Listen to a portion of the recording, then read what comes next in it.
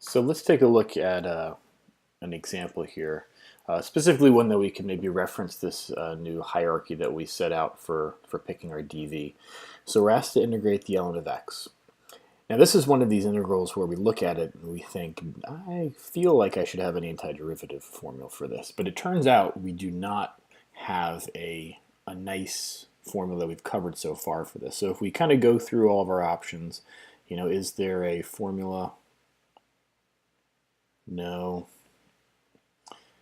Could we potentially use substitution? Well, there's not a whole lot for us to really choose as a u in this case. So in this instance, no, we're not going to be able to use u substitution. So at this point, the only other option we have is to try integration by parts. So let's give this a shot. So we know that the first thing we should do is choose our dv. So we want to pick dv first. And we're going to look back up here at this hierarchy that we laid out.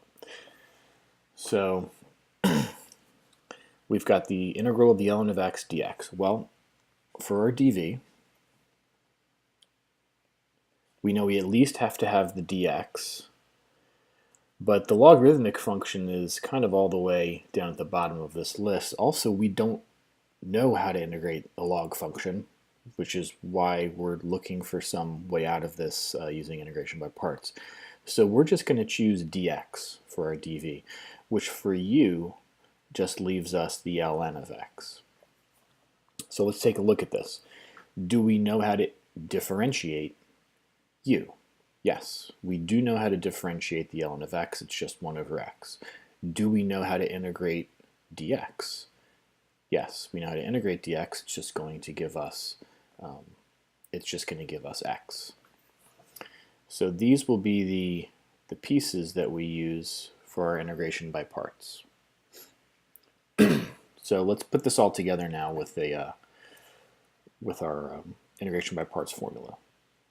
So the integral of the ln of x dx is going to be u times v, x times the ln of x, minus the integral of v du. So that's going to be x times 1 over x dx.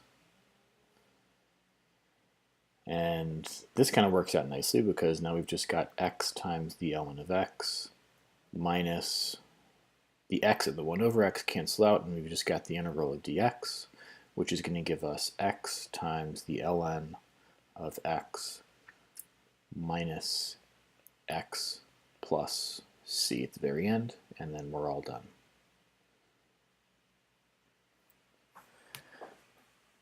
So I think this is a good example of us kind of thinking about what are we going to choose as our dv and assessing before we move on to finding our du and our v from that we check this is something that I can differentiate, this is something that I can integrate, and then we kind of move on from there.